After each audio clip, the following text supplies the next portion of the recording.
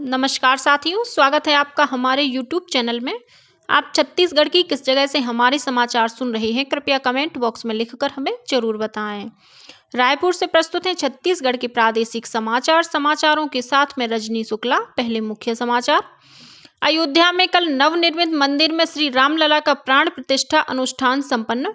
प्रधानमंत्री नरेंद्र मोदी ने इस ऐतिहासिक अवसर पर समूचे राष्ट्र का नेतृत्व किया। प्राण प्रतिष्ठा को लेकर भगवान राम की ननिहाल छत्तीसगढ़ में भी खुशी, उमंग और उत्साह का माहौल। मुख्यमंत्री विष्णुदेव साय शिवरी नारायण में आयोजित मुख्य कार्यक्रम में हुए शामिल। प्रदेश के सभी पंचायत क्षेत्रों में आज से ग्राम सभा का आयोजन किया जाएगा और अगले 24 घंटों के दौरान प्रदेश के दुर्ग, रायपुर और बिलासपुर जिले की कुछ जगहों पर बारिश की संभावना। अब समाचार विस्तार से। अयोध्या में कल श्री रामलला का बहुप्रतीक्षित प्राण प्रतिष्ठा अनुष्ठान शुभ मुहूर्त में वैदिक मंत्रोच्चार के साथ संपन्न हो गया। प्रधानमंत्री नरेंद्र मोदी ने मंदिर के गर्भगृह में प्राण प्रतिष्ठा विधि विधान में समूचे राष्ट्र का नेतृत्व किया। उन्होंने गर्भगृह में रामलला की प्रतिमा का अनावरण भी किया। मुख्य पुरोहितों के साथ राष्ट्रीय स्वयंसेवक संघ प्रमुख मोहन भागवत, उत्तर प्रदेश की राज्यपाल आनंदीबेन पटेल और मुख्यमंत्री योगी आदित्यनाथ ने भी प्राण प्रतिष्ठा के दौरान पूजा अर्चना की। रघुपति राघव राजा राम भजन के बीच हेलीकॉप्टरों ने आकाश से मंदिर परिसर में पुष्प वर्षा की। प्राण प्रतिष्ठा के बाद प्रधानमंत्री ने मंदिर में साष्टांग प्रणाम किया और साधु संतों का आशीर्वाद लिया। उन्होंने चरणामृत ग्रहण कर 11 दिनों का अपना उपवास तोड़ा। श्री मोदी को राम मंदिर की चांदी की प्रतिकृति भेंट की गई। इस ऐतिहासिक अवसर पर उपस्थित लोगों को संबोधित करते हुए प्रधानमंत्री नरेंद्र मोदी ने कहा कि गर्भगृह में वे स्वयं को ईश्वरीय चेतना के प्रतीक रूप में महसूस कर रहे थे। उन्होंने कहा कि सदियों के धैर्य के बाद धरोहर रूप में राम मंदिर मिला है। प्रधानमंत्री ने कहा कि यह सामान्य नहीं बल्कि अलौकिक और पावन क्षण है।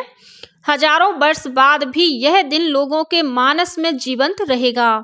उन्होंने कहा कि इस पल को जीना और इसका साक्षी होना हमारे लिए राम कृपा है। 22 जनवरी 2024 ये कैलेंडर पर लिखी एक तारीख नहीं, ये एक नए कालचक्र का उद्गम है। देश के सभी प्रमुख आध्यात्मिक और धार्मिक पंथ के प्रतिनिधि भी प्राण प्रतिष्ठा कार्यक्रम में शामिल हुए। काशी के डोम राजा प्राण प्रतिष्ठा अनुष्ठान के लिए चुने गए 14 मुख्य यजमानों में शामिल थे। प्राण प्रतिष्ठा से पहले जाने माने गायक सोनू निगम, अनुराधा पौडवाल और शंकर महादेवन ने राम भजन गाकर लोगों को मंत्रमुग्ध कर दिया। इधर छत्तीसगढ़ में भगवान श्री रामलला की प्राण प्रतिष्ठा को लेकर पूरे प्रदेश में खुशी, उमंग और उत्साह का माहौल है।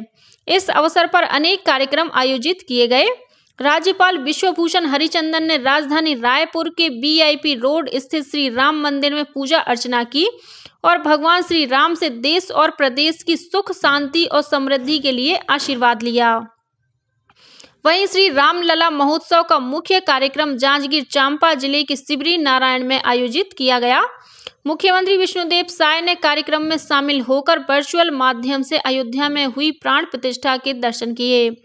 इस मौके पर श्री साय ने कहा कि अयोध्या धाम में प्रभु श्री राम की प्राण प्रतिष्ठा के ऐतिहासिक क्षण के हम सब गवाह बने हैं।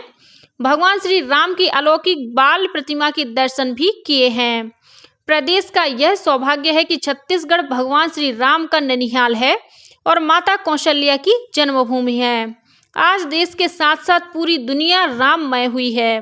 मुख्यमंत्री ने कहा कि छत्तीसगढ़ के लिए यह एक विशेष मौका है जब छत्तीसगढ़ के भांजे भगवान राम 500 साल के संघर्ष के बाद अयोध्या के भव्य मंदिर में विराजमान हुए हैं। इस अवसर पर पूरा छत्तीसगढ़ खुशियां मना रहा है। वहीं मुख्यमंत्री ने छत्तीसगढ़ शासन के जनसंपर्क विभाग की ओर से श्री राम के अयोध्या धाम और वनवास काल में छत्तीसगढ़ यात्रा से जुड़ी स्मृतियों पर आधारित कॉफी टेबल बुक हम सबके राम और विशेष कैलेंडर का विमोचन किया।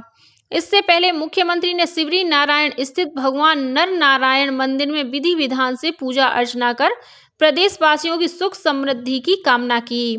कार्यक्रम में छत्तीसगढ़ भाजपा प्रभारी ओम माथुर, गो सेवा आयोग के पूर्व अध्यक्ष महंत राम सुंदर दास और सांसद गुहा राम अजगले सहित जनप्रतिनिधि और वरिष्ठ अधिकारी उपस्थित थे।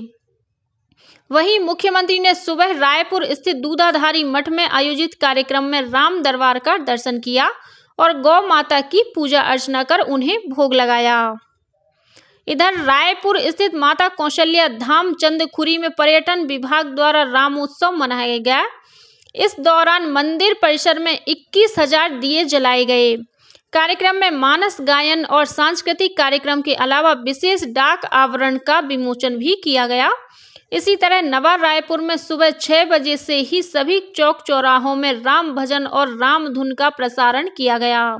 साथ ही अयोध्या में हुए भव्य प्राण प्रतिष्ठा समारोह का सीधा प्रसारण 7 जगहों पर बड़ी स्क्रीन लगाकर दिखाया गया। वहीं आदिम जाति तथा अनुसूचित जाति विकास विभाग के सभी आश्रम छात्रावासों और कार्यालयों में शंख ध्वनि, घंटानाद और आरती पूजन किया गया। शाम को दीप प्रज्वलित कर दीपोत्सव मनाया गया। आश्रम और छात्रावास के साथ ही कार्यालयों में भी अयोध्या में प्राण प्रतिष्ठा समारोह का सीधा प्रसारण देखने के लिए टीवी और एलईडी स्क्रीन लगाई गई थी। उधर उप मुख्यमंत्री अरुण साव ने कल सुबह बिलासपुर के तिलक नगर स्थित श्री राम मंदिर में सपत्नी श्री राम भगवान की पूजा अर्चना की। इस मौके पर उन्होंने अयोध्या में रामलला की प्राण प्रतिष्ठा के लिए प्रदेशवासियों को बधाई और शुभकामनाएं दी।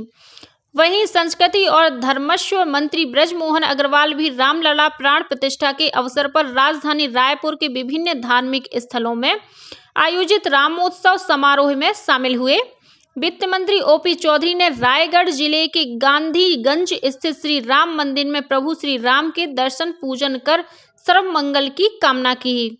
इस अवसर पर श्री चौधरी ने श्रद्धालुओं को प्रसाद वितरण भी किया। इसी तरह राजस्व मंत्री टंकराम वर्मा बलौदाबाजार स्थित षष्ठी मंदिर प्रांगण में आयोजित जिला स्तरीय कार्यक्रम में शामिल हुए। श्री वर्मा ने माता षष्ठी और माता शीतला के दर्शन कर पूजा अर्चना की। इस मौके पर उन्होंने कहा कि भगवान श्री राम के आदर्शों और आचरण को आत्मसात कर जीवन को सफल बनाएं। उधर बस्तर जिले में भी भगवान श्री राम का प्राण प्रतिष्ठा समारोह हर्षोल्लास के साथ मनाया गया। इस मौके पर वन मंत्री केदार कश्यप ने विधि विधान से भगवान श्री राम की पूजा अर्चना की। इस अवसर पर वन मंत्री ने श्री चैतन्य संकीर्तन मंडल के चलित रामायण मंडली रथ को झंडी दिखाकर रवाना किया। राष्ट्रपति द्रौपदी मुर्मू ने कल नई दिल्ली में 19 असाधारण प्रतिभा संपन्न बच्चों को प्रधानमंत्री राष्ट्रीय बाल पुरस्कार प्रदान किए। देश के सभी क्षेत्रों से चुने गए इन बच्चों को कला और संस्कृति, बहादुरी, नवाचार, समाज सेवा और खेल कूद में उत्कृष्ट उपलब्धियों के लिए पुरस्कृत किया गया। यह पुरस्कार जीतने वाले 9 बालक और 10 बालिकाएं 2 आकांक्षी जिलों सहित देश के 18 राज्यों और केंद्र शासित प्रदेशों से हैं। प्रधानमंत्री नरेंद्र मोदी आज इन बच्चों से बातचीत करेंगे। ये बच्चे 26 जनवरी को गणतंत्र दिवस परेड में भी भाग लेंगे। राष्ट्रीय स्तर पर पहचान दिलाने वाला यह पुरस्कार देश के अन्य बच्चों को भी उत्कृष्ट उपलब्धियों के लिए प्रेरित करेगा। प्रदेश के सभी पंचायत क्षेत्रों में आज 23 जनवरी से ग्राम सभा का आयोजन किया जाएगा। इस संबंध में पंचायत और ग्रामीण विकास विभाग ने सभी जिला कलेक्टरों को ग्राम पंचायत और उनके आश्रित गांवों में ग्राम सभा के आयोजन के लिए समय सारणी तैयार करने के निर्देश दिए हैं। इस ग्राम सभा में गांव की आवश्यकता और विकास से संबंधित 17 बिंदुओं पर चर्चा की जाएगी। साथ ही पिछली छमाही के दौरान स्वीकृत कार्यों में हुए खर्च का ब्यौरा भी प्रस्तुत किया जाएगा। केंद्रीय गृह मंत्री अमित शाह ने राजधानी रायपुर में वामपंथी उग्रवाद की स्थिति की समीक्षा की। बैठक में श्री शाह ने कहा कि वामपंथी उग्रवाद के खिलाफ लड़ाई में प्रगति हुई है और हिंसा में कमी आई है। उन्होंने कहा कि सुरक्षा बलों, केंद्रीय और राज्य एजेंसियों के संयुक्त प्रयासों से वामपंथी उग्रवाद की समस्या अब छत्तीसगढ़ के कुछ हिस्सों तक ही सीमित है। श्री शाह ने कहा कि इन क्षेत्रों को अगले 3 वर्षों के भीतर माओवादी समस्या से मुक्त कर लिया जाएगा। गृह मंत्री ने वामपंथी उग्रवाद को बनाए रखने में सहायक पूरे तंत्र को टारगेट करने के लिए विस्तृत रोड मैप तैयार करने की आवश्यकता पर जोर दिया। इसके अलावा गृह मंत्री ने राज्य पुलिस को सुरक्षा में कमियों को दूर करने, व्यापक जांच सुनिश्चित करने, अभियोजन की बारीकी से निगरानी करने, फंडिंग के रास्तों को बंद करने और खुफिया नेतृत्व वाले ऑपरेशन जारी रखने के निर्देश दिए। प्रदेश में सार्वजनिक वितरण प्रणाली के तहत वर्तमान में प्रचलित सभी राशन कार्डों के नवीनीकरण का कार्य 25 जनवरी से शुरू होगा। यह कार्य 29 फरवरी तक चलेगा। इसके लिए खाद्य विभाग द्वारा नया मोबाइल ऐप तैयार किया गया है। इस ऐप के माध्यम से राशन कार्डधारी राशन कार्ड नवीनीकरण के लिए ऑनलाइन आवेदन प्रस्तुत कर सकते हैं। खाद्य विभाग द्वारा इस संबंध में सभी कलेक्टरों को आवश्यक दिशा निर्देश जारी किए गए हैं। और अब पेश है मौसम का हाल। मौसम विभाग ने प्रदेश के कुछ जिलों में आगामी 24 घंटों के दौरान हल्की से मध्यम बारिश होने की संभावना जताई है। मौसम विभाग के अनुसार उत्तर से आ रही ठंडी और दक्षिण से आ रही नमी युक्त गर्म हवा के कारण कर्नाटक के अंदरूनी और छत्तीसगढ़ के दक्षिणी क्षेत्र के ऊपरी हवा में एक द्रोणिका बनी हुई है। इसके असर से प्रदेश के दुर्ग, रायपुर, बिलासपुर जिले की कुछ जगहों पर बारिश होने की संभावना है। वहीं आज से न्यूनतम तापमान में गिरावट आ सकती है। स्वतंत्रता संग्राम के महानायक और आजाद हिंद फौज के संस्थापक नेताजी सुभाष चंद्र बोस की आज 127वीं जयंती है। इस अवसर पर मुख्यमंत्री विष्णुदेव साय ने नेताजी को नमन किया है। श्री साय ने कहा है कि नेताजी ने आजाद हिंद फौज का गठन कर स्वतंत्रता आंदोलन को नई दिशा प्रदान की। प्रधानमंत्री नरेंद्र मोदी आज शाम नई दिल्ली के लाल किले में पराक्रम दिवस समारोह में शामिल होंगे। स्वतंत्रता संग्राम में महत्वपूर्ण भूमिका निभाने वाले स्वाधीनता सेनानियों के योगदान का विधिवत सम्मान करने के लिए नेताजी सुभाष चंद्र बोस की जयंती 2021 से पराक्रम दिवस के रूप में मनाई जाती है। ये समारोह 31 जनवरी तक चलेगा। प्रधानमंत्री इस अवसर पर भारत पर्व का भी शुभारंभ करेंगे, जो 23 से 31 जनवरी तक आयोजित किया जाएगा। इसमें गणतंत्र दिवस की झांकी और सांस्कृतिक प्रदर्शनों के साथ देश की समृद्ध विविधता को प्रदर्शित किया जाएगा। इसी के साथ छत्तीसगढ़ के समाचारों का ये बुलेटिन समाप्त हुआ। नमस्कार।